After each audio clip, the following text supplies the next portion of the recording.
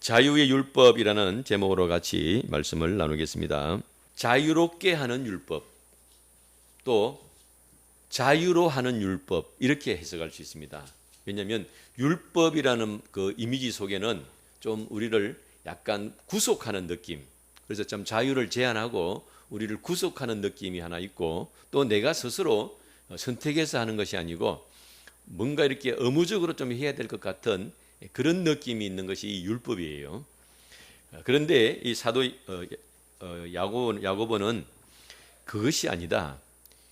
율법은 우리를 자유롭게 하고, 또 내가 누가 시켜서 하는 것이 아니고 내가 스스로 그 율법을 행하게 되는 것이다. 그것이 온전하게 가는 것이다 하는 의미에서 자유의 율법이라는 이름을 붙였습니다. 여러 가지 배경이 있겠지만 그 중에 하나가 뭐냐면 사도 바울이에요. 바울이 여러 복음서 서신서에서 강조한 것 중에 하나가 뭐냐면 율법에 매이지 마라. 율법은 다 이미 지나간 것이고 몽학 선생이고 이미 예수 그리스도 십자가 앞에서 다 이루어졌기 때문에 이제 뭐 먹는 것 때문에 뭐 안식일을 지키고 어쩌고 이런 거 다 지나간 것이고, 우리는 하나님 은혜 안에서 자유롭게 신앙생활하니까 자꾸 율법에 매이지 마라, 이렇게 이제 강조를 했어요. 그렇게 강조하게 된 배경이 있습니다. 또 그 배경이 뭐냐면 원래 복음이 시작된 것은 예루살렘입니다. 예루살렘에서 12제자와 그리고 120명의 제자들이 성전에서 예루살렘에서 마가의 다락방에서 기도할 때 성령이 임하시면서부터 교회가 시작됐어요. 그때는 그 120명이 전부 유대인이었습니다. 그래서 이분들은 안식일 날 되면 회당에 들어가서 같이 예배를 드리고 회당 예배에 같이 참석을 했어요. 유대인들하고 똑같이 한 거, 원래 유대인들이었으니까. 그러면서 성령을 받고 은혜를 받았고 이제 그랬단 말이에요. 그러니까 이분들은 안식일도 지키고 3대 절기도 지키고 또 제사도 드리고 11조도 하고 이런 여러 가지 유대 율법을 지키면서 예수님을 믿었단 말이에요. 그런데 이제 복음이 점점 전파되면서 이방인들에게도 복음이 전거된 거예요. 근데 이방인들은 평생 하나님도 안 믿고 우상 섬기고 딴짓 하다가 그냥 어느 날 느닷없이 예수님 믿어가지고 똑같이 성령 받고 구원 받고 은혜 받으니까 유대인들이 대부분의 유대인들은 이방인도 복음이 전거돼서 좋다, 구원 받았네, 감사, 알렐루야, 이렇게 하는 사람도 있는데 또 그 중에는 본전 생각을 하는 사람들이 있는 거예요. 우리는 이렇게 고생해서 애쓰고 수고해가지고 겨우 이렇게 구원받았는데 저 사람들은 뭐 아무것도 안 하고 구원받네, 이렇게 이제 되는 부분이 있는 거죠. 제가 딱 군대 갔을 때 그 이야기, 군대 이제 훈련소 마치고 자대 배치를 딱 받았는데 그 말년병장 이제 곧 제대하는 고참이 그 이야기를 하는 거예요. 자기들 때는 실컷 두드려 맞았고, 그래가지고 정말 힘들게 군생활 해가지고 이제 고참 돼가지고 좀 이제 군기도 잡고 좀 하나 했더니만 그때부터 구타건절이라고 내려왔다는 거예요. 자기들은 실컷 맞고 군생활 했는데 이제 좀 뭔가 이렇게 좀 군기를 잡으려고 하니까 못하게 하니까 억울하다, 뭐 이런 이야기를 하는 거예요. 유대인들의 심정이 꼭 그랬어요. 아니 우리가 이렇게 예수님 믿기 전에도 율법 지키고 애쓰고 말씀을 지켜왔는데 저 사람들은 뭐 아무것도 안 하고 그냥 아멘만 해가지고 예수 믿네, 구원받네. 그래가지고 일부 유대인들이 이방인들에게 가가지고 너희도 율법을 지켜야 된다, 이렇게 하는 사람들이 있었어요. 그 사람들도 예수님 믿는 사람들이에요. 예수를 믿는 유대인들인데 일부 사람들이 좀 강직하게 해가지고 너희도 예수를 제대로 믿으려면 안식일도 지키고 유월절 절기도 지키고 하루 3번 기도하고 뭐 제사도 지내고 이렇게 하라는 거예요. 날도 지키고. 그러니까 이제 헷갈리기 시작하는 거죠. 헷갈리기 시작하면서 그 문제에 대해서 한번 예루살렘 교회에서 모여가지고 사도들이 다 의논을 했습니다. 의논을 한 결과가 뭐냐면 우리는 유대인이니까 하나님의 자녀들이고 하나님의 백성이니까 지키지만 이방인들에게는 그거 강조하지 말자. 그래서 자유롭게 예수님 믿게 하고, 사도 바울은 심지어 물질적인 부담도 안 주게 하려고 본인이 돈을 벌어가면서 사역을 했지요. 그래서 이방인들은 아직 여리고 약하니까 예수님 믿는데 걸림이 되면 안 된다. 그래서 최대한으로 자유를 줘서 예수를 믿게 하자. 이렇게 해서 바울의 복음이 자유를 강조하고 율법을 조금 약간 무시하는 건 아닌데, 그렇게 이제 하는 것처럼 이제 말을 한 거예요. 근데 야고보 사도가 가만히 보니까, 이 야고보 사도는 예수님의 동생입니다. 야인데 너무 막 나가는데 이렇게 된 거예요. 율법도 중요한데, 하나님 말씀의 율법을 지키는 것은 굉장히 중요한 부분이 있는데 너무 자유만 강조하니까, 그런 이야기 있잖아요. 배려가 계속되면 뭐로 느낀다고, 사람들이 권리로 자기들이 착각한다고. 이 너무 예수님 믿는 거 쉽게 하고 은혜만 강조하고 이러다 보니까 이 너무 좀 자기 마음대로 예수님 믿고 하나님의 말씀에 어떤 엄격함이나 그런 거 너무 잘 모르는 것 같다. 요렇게 해서 이제 오늘 이 말씀이 나오게 된 거예요. 우리가 사람의 본능은 자유를 갈망합니다. 지시받는 거 좋아하는 사람 아무도 없지요. 또 이런 경우 있죠. 내가 뭘 이렇게 하려고 하는데, 나무를 하러 가려고 한다든지 청소를 하려고 하는데 옆에서 야 청소해라 이렇게 시키면은 하려고 하던 것도 하기 싫어지잖아요, 사람 마음이. 그런데 그 지시라는 것이 어떤 것은 꼭 해야만 되는 경우도 있어요. 그런데 내가 그 지시를 받았는데 기분이 하나도 안 나쁜 경우도 있습니다. 지시라고 무조건 나쁜 게 아니에요. 자, 내가 비행기를 타고 이제 어디 해외 여행을 가는데 비행기에 딱 앉았어요. 근데 방송이 들립니다. 자, 여러분, 지금 비행기가 이륙하려고 하니까 안전벨트를 매세요 하고 지시가 떨어졌어요. 지시라는 것은 안 하면 안 되는 겁니다. 안내라는 것은 이렇게 따라오세요 해서 내가 혹시 안 갈 수도 있지만 지시는 무조건 해야 돼요.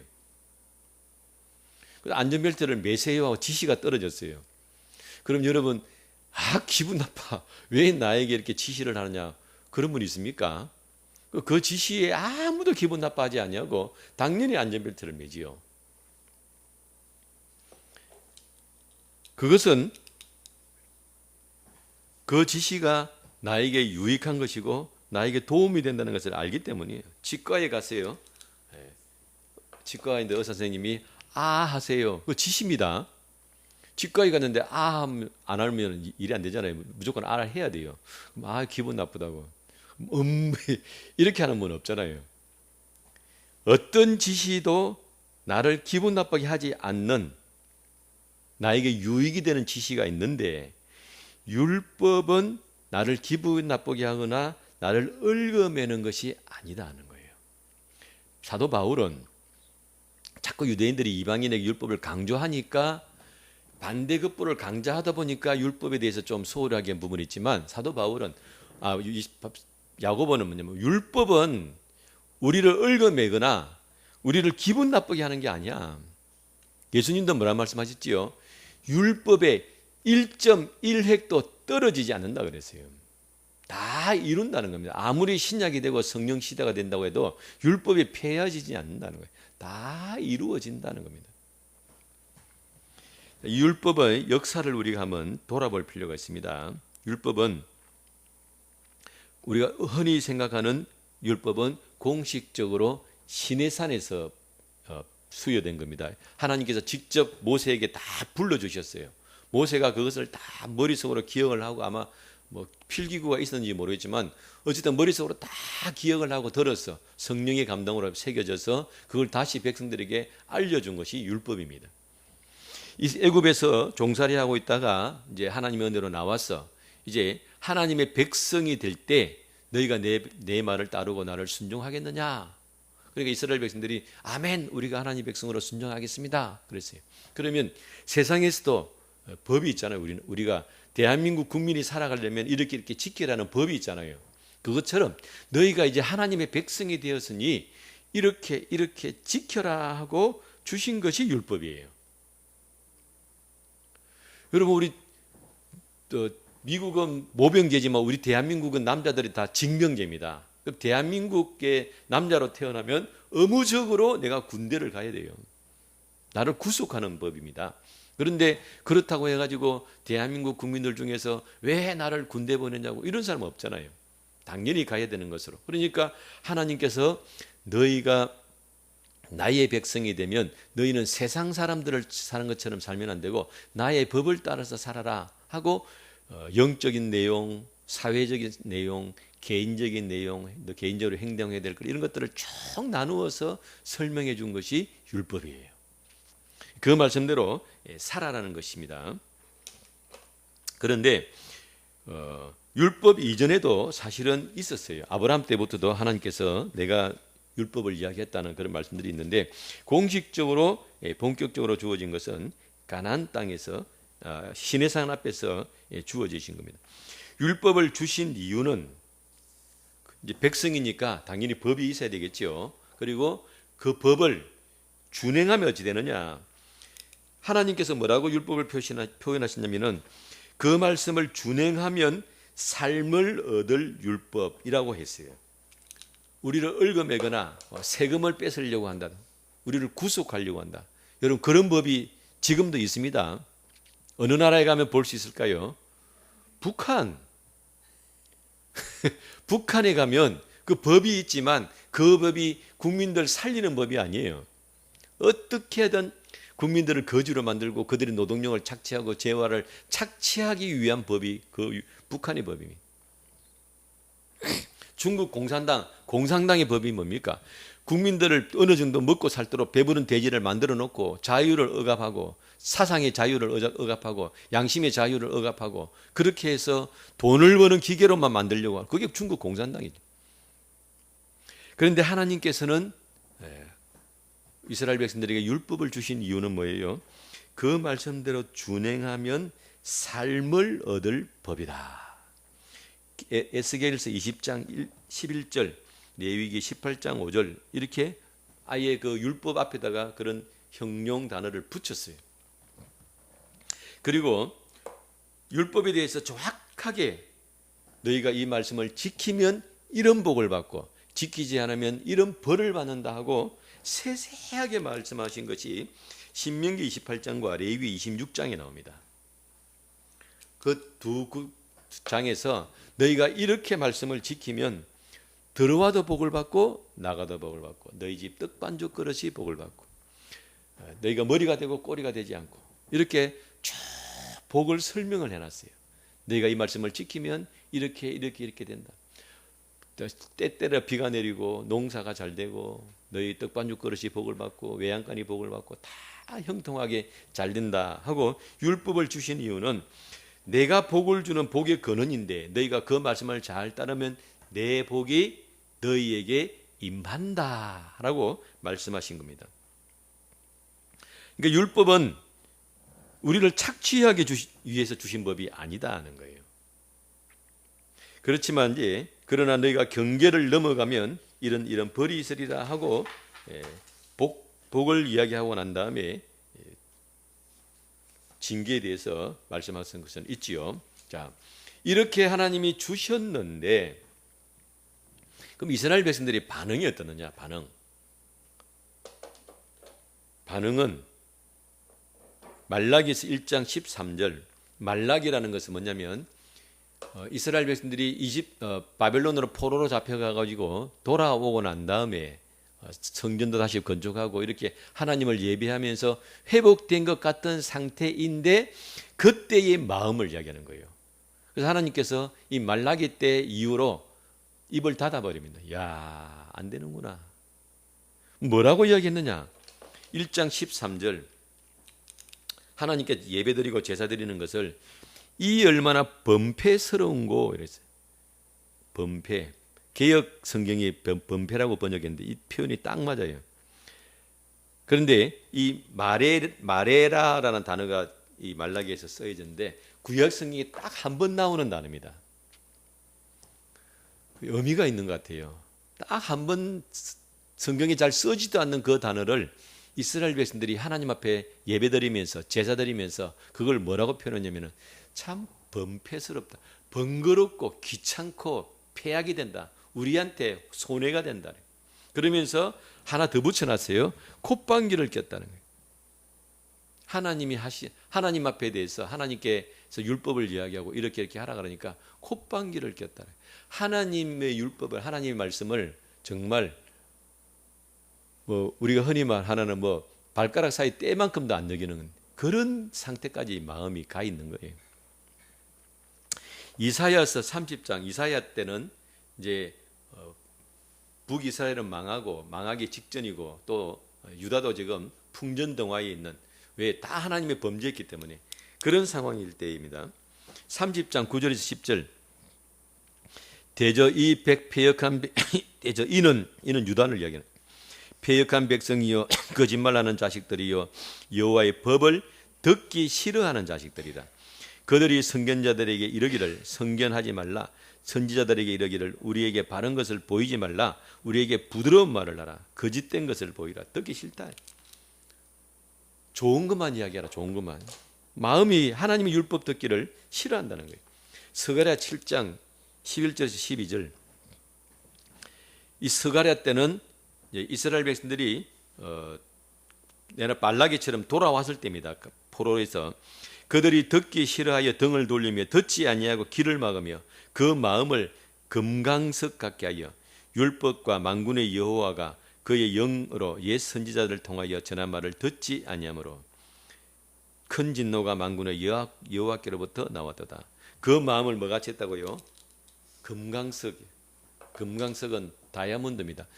물질 중에서 가장 단단한, 돌보다 더 단단하게 마음을 굳게 했다. 에스겔서 20장 13절에도 율법을 멸시한다 그랬어요. 원인이 있어요. 왜? 그 원인이 뭐냐?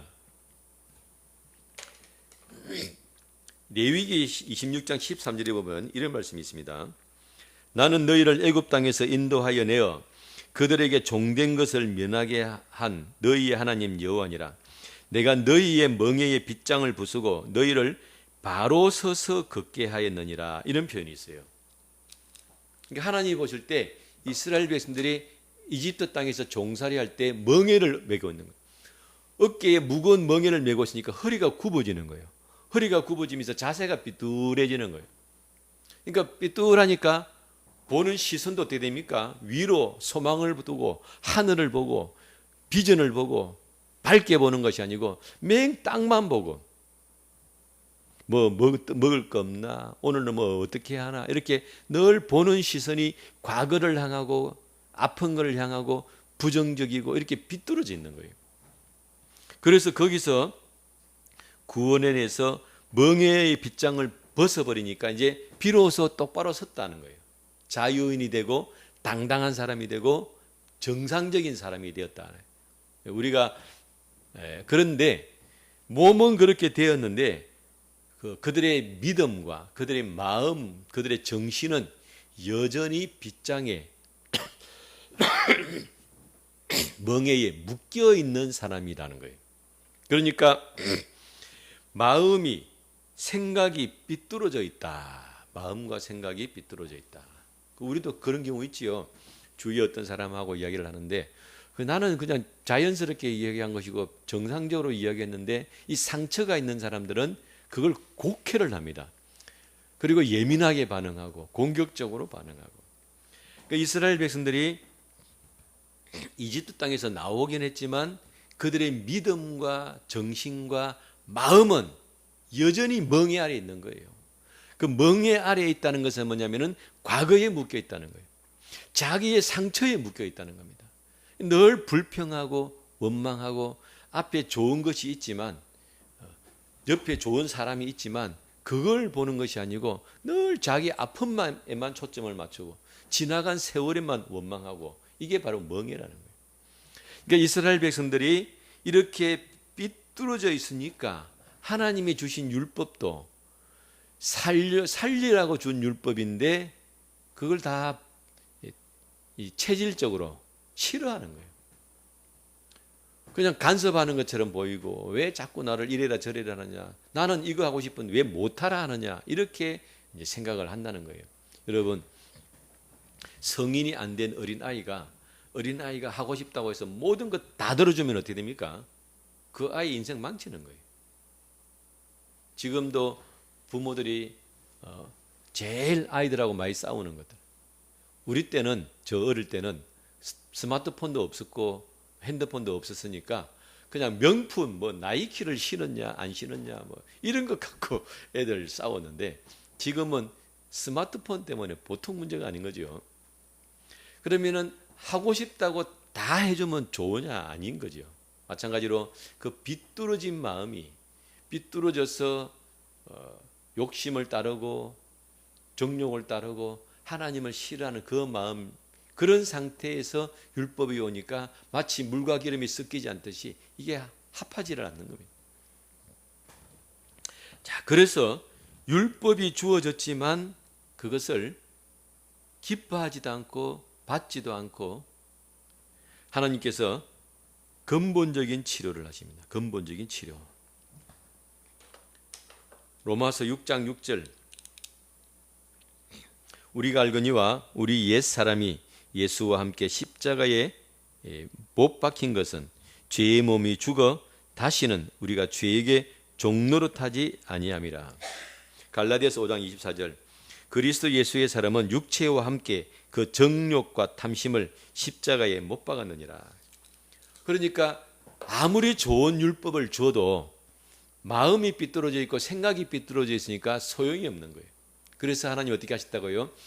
예수님의 십자가를 통해서, 예수님이 십자가에 못 박혀 돌아가실 때 우리도 같이 그 위에 올려가지고 그 정과 욕심을 못 받고 죄를 못 받고 삐뚤어진 마음을 못 받고 같이 그냥 죽이는 거예요. 영적으로 다 우리를 같이 죽이는 거예요. 죽인다는 것이 뭐냐면 그게 회개입니다. 회개. 회개라는 것은 뭐냐면 내가 그동안 살아온 삶, 내가 그동안 옳다고 생각한 삶, 내가 그동안 맞다고 생각한 삶이 전부 잘못되었군요, 내가 잘못 생각했군요, 이렇게 돌이키고 그 과거의 삶을 털어버리려고 하는 게 회개란 말이에요. 지금도 우리나라에 그런 일이 일어나고 있지요. 국가의 정치에 관심 없고 그냥 뭐 다 심어준 대로 생각했다가 어느 날 갑자기 나라 돌아가는 꼴을 보니 이게 아닌데 싶어가지고 한번 조사를 해보니까 야, 이거 완전 나라가 뒤집어지고 생각이 뒤집어지고 이런 경우 있죠. 그것처럼 내가 옛날에 육신의 삐뚤어진 마음으로 살았던 생각, 그리고 삐뚤어진 마음으로 살아왔던 습관, 이런 것들을 다 예수님 십자가 못 박히실 때 주님, 저도 죄인입니다, 제가 잘못 생각했습니다, 잘못 살아왔습니다 하고 주님 십자가에 못 박힐 때 같이 나도 못 박히는 거예요. 자, 그렇게 정과 욕심이라는 것은 뭐냐면 삐뚤어진 데서 나오는, 죄 가운데서 나오는 자기 중심적인 마음, 그런 것들이 다 사라지니까 이제는 열린 미래를 바라보고 소망 가운데 우리를 바라보는 거예요. 소망 가운데. 그것이 근본적인 치료라는 것입니다. 그러면 우리 앞에는 뭐가 주어지느냐? 이제 더 이상 삐뚤어진 마음이 아니니까 건강한 마음, 건강한 생각인 거죠. 그 앞에 내가 어떻게 앞으로 미래를 갈 것인가를 선택할 자유가 있고, 그리고 내가 그것을 선택할 수 있고, 그리고 그 선택한 거 나온 결과에 대해서 책임을 지고 그것에 대해서 감사하는 거예요. 이게 자유의 율법입니다. 꼭 비유를 들자면 탈북자하고 거의 제가 생각할 때는 99.9% 동일하다고 생각해요. 탈북하는 사람들이 처음에 탈북을 할 때는 그 마음과 생각이 다 어디에 묶여 있냐면 북한에 묶여 있습니다. 북한에서 뭘 한 것, 가난했다고, 배고팠고, 이동의 자유가 없고, 감시당하고, 거기에 묶여 있는 거예요. 넘어와서 대한민국에. 근데 대한민국에 넘어와 가지고도 계속 거기에 묶여 있으면 대한민국 못 삽니다. 그래서 탈북한 사람들 중에도 도로 돌아가는 사람도 있고 자살하는 사람도 있고. 왜 그러냐? 계속 그 북한하고 비교를 하는 거예요. 차라리 그때가 낫다. 왜 돈 천지고 경쟁하고 상대적인 빈곤감 이렇게 생각한다 이 말이에요. 그것이 아니고 내가 북한에서 넘어와 가지고 넘어왔을 때 나는 지금 이 대한민국에 온 것으로는 북한은 끝이에요. 그러면 대한민국에서는 어떻게 해야 되느냐? 내 앞에는 무한한 자유가 있어요. 근데 내 앞에는 무한한 자유가 있지만 내 능력은 어때요? 한계가 있는 거지. 나는 이제 대한민국 국민이 되면 법적으로 대통령 선거에도 나는 나갈 수 있고 국회의원 선거도 나갈 수 있고 내가 공부하면 교수도 될 수 있고 의사가 될 수 있고 아무도 제약하는 사람이 없어요. 내 앞에는 무한한 자유가 있는 거예요. 그런데 뭐예요? 내 능력은 한계가 있는 거지. 그러면 이제 여기서 두 가지인 거예요. 하나는 지금 당장 내가 먹고 살아야 되니까 내가 뭐 판사가 되겠어, 변호사가 되겠어, 내가 공부할 지금 여유가 없다. 지금 당장 내가 빚도 갚아야 되고 또 북한에 있는 가족들 데려와야 되고 하면은 지금 할 수 있는 대한민국에서 아무 준비도 안 된 사람이 뭘 일을 하겠습니까? 그러면은 공장에 들어가고 식당에 들어가서 설거지하고 그러면서 내가 사는 거예요.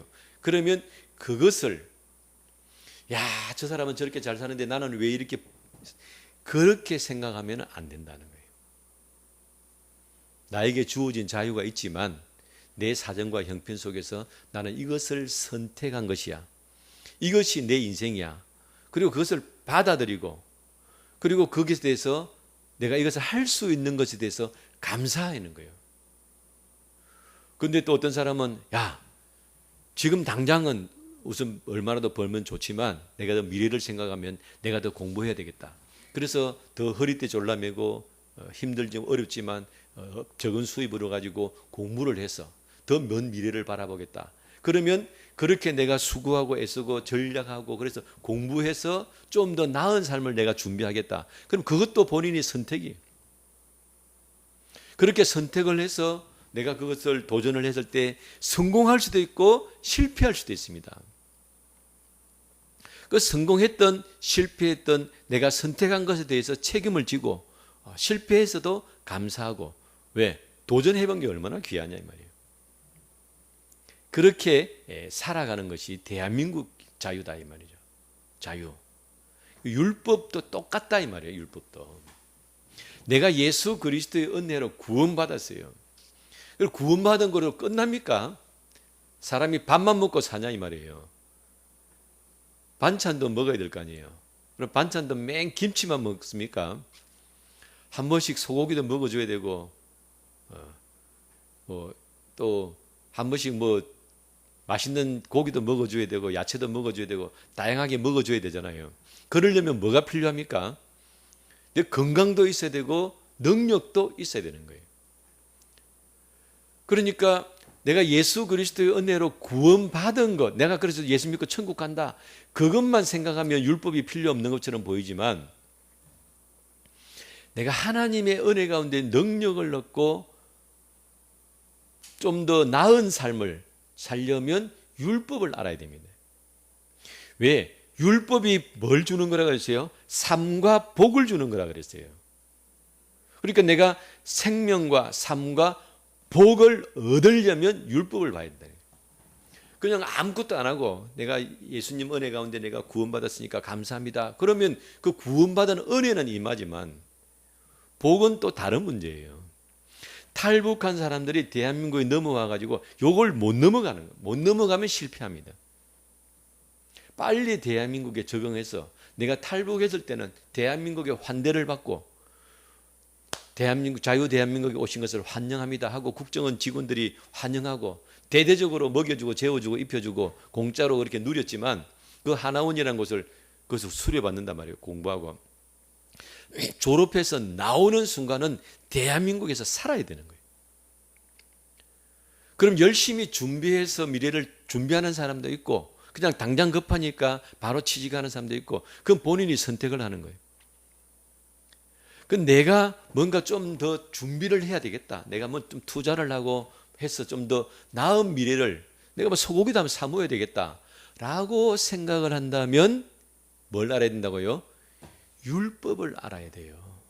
그 율법을 지켜고 율법을 따라 지켜야 하나님의 복이 임하고 더 은혜의 삶을 살고 능력의 삶을 살 수 있는 거예요.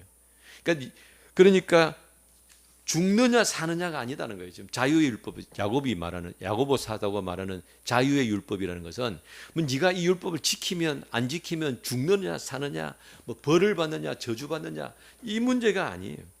이기느냐 지느냐 이 문제가 아니에요. 율법을 지키면 천국이냐 지옥이냐 이것이 아니에요. 자유의 율법이라는 것은 누가 하라는 사람이 있는 게 아니야. 그러나 너가 더 나은 삶을 살려면 잘 봐라.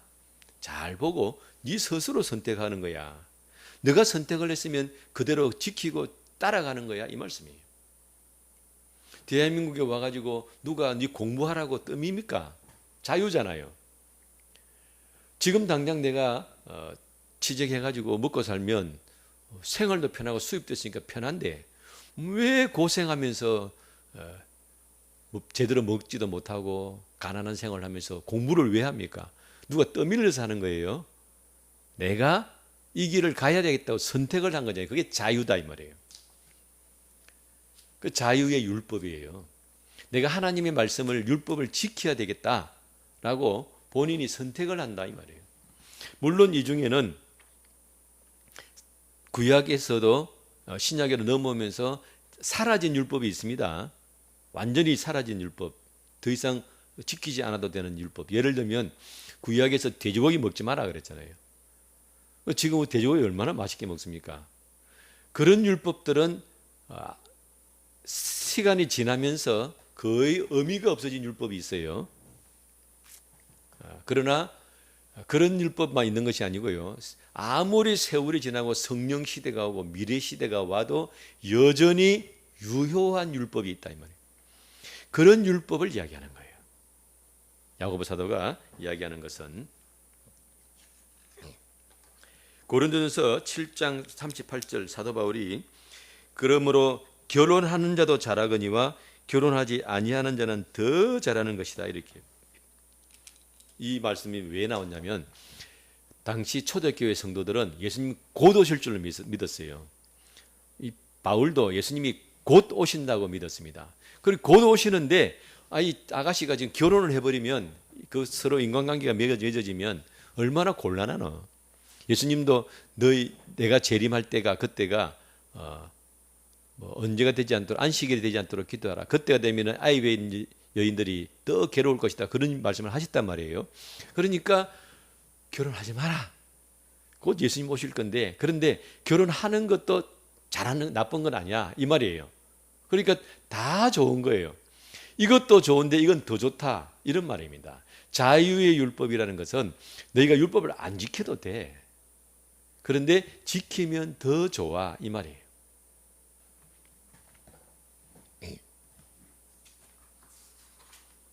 자, 그렇게 율법을 1.1획도 떨어지지 않고 다 지키는 완전한 법이고 법인데 하나님께서 예레미야 때 뭐라고 말씀하셨냐면 예레미야 31장 31절에서 34절 여호와의 말씀이니라 보라 날이 이르리니 내가 이스라엘 집과 유다 집에 새 언약을 맺으리라. 이 언약은 내가 그들의 조상들의 손을 잡고 애굽 땅에서 인도하이던 날에 맺은 것과 같이 아니한 것은 이 시내산을 이야기하는 거죠. 내가 그들의 남편이 되어도 그들이 내 언약을 깨뜨렸습니다.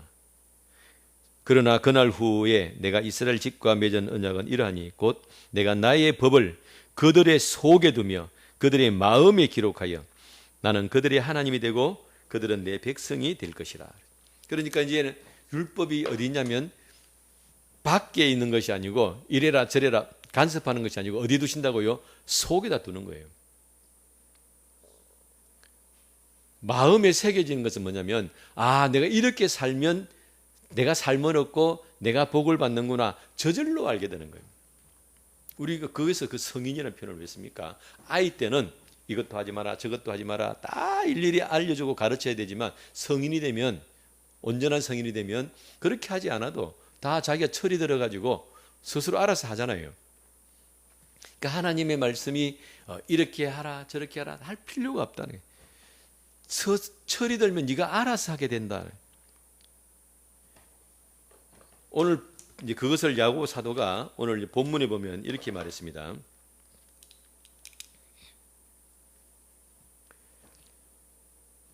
23절 누구든지 말씀을 듣고 행하지 아니하면 그는 거울로 자기 생긴 얼굴을 보는 사람 같아서 제 자신을 보고 가서 그 모습이 어떠한 것을 곧 잊어버리거니와. 그렇죠. 우리가 거울을 보면 내 모습이 이렇구나 하고 생각하지만 거울 떼고 생활하면서 늘 자기 모습 기억하는 사람 없잖아요. 그냥 생활하기 바쁜 거죠. 그런데 23절 자유롭게 하는, 이게 이제 우리가 자유롭게라고 해서 그렇지 원문에는 그냥 자유의 율법입니다. 자유의 온전한 율법을 들여다보고 있는 자는 듣고 잊어버리는 자가 아니요 실천하는 자다 그랬어요. 실천한다는 건 뭐냐? 내 마음에 새겨졌다는 거예요. 비유로 들면 이렇습니다.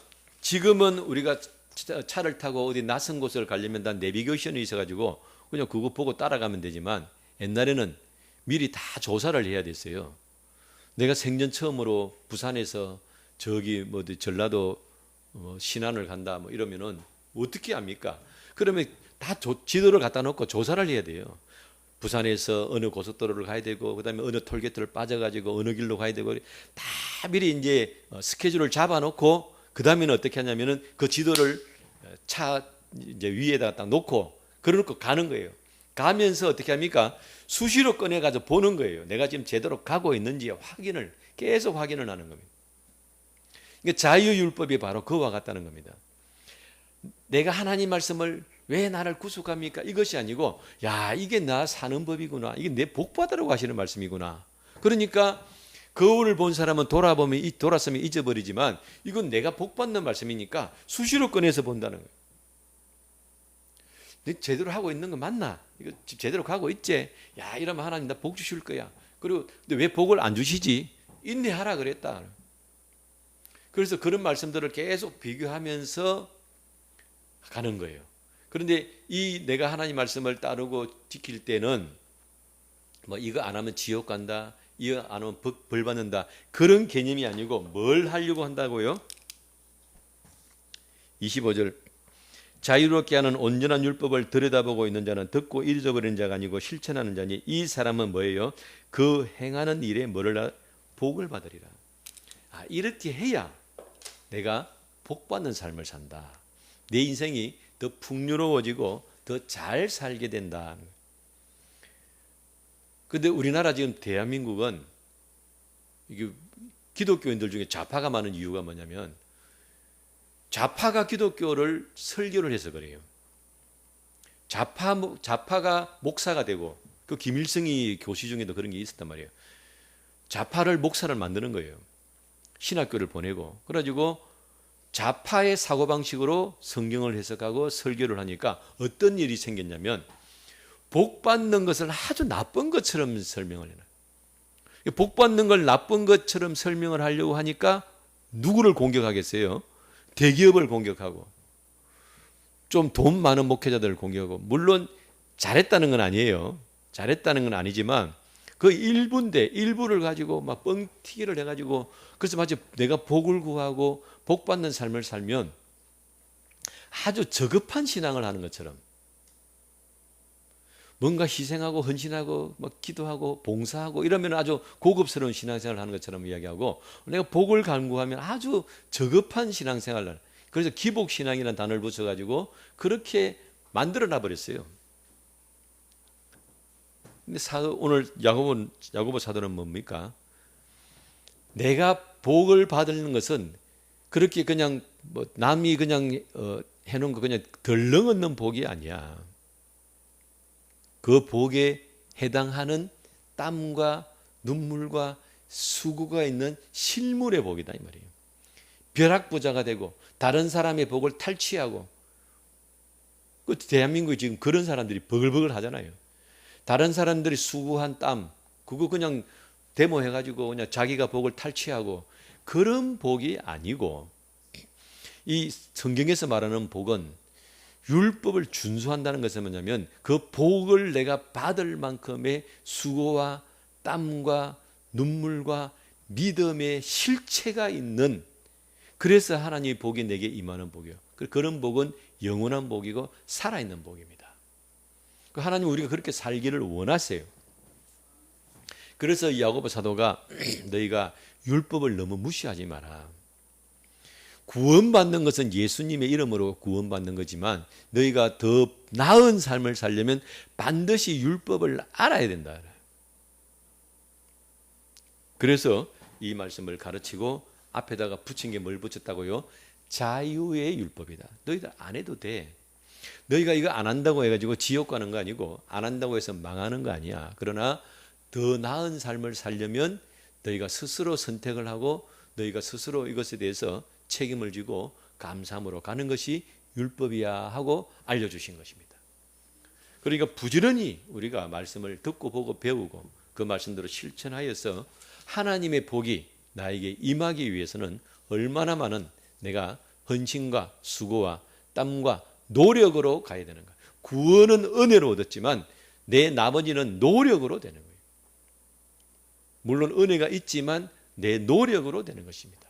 이것을 마음에 새겨서 우리에게 주어진 이 자유의 율법을 잘 따르고 그래서 더 나은 삶, 풍성한 삶을 누리시기를 주님의 이름으로 축원합니다. 네, 기도하겠습니다. 거룩하신 아버지 하나님, 귀한 은혜 감사합니다. 저희에게 구원의 은혜만 주신 것이 아니고 부활의 영광과 아름다운 천국을 바라보며 준비할 수 있는 복된 시간들을 허락하신 것을 감사를 드립니다.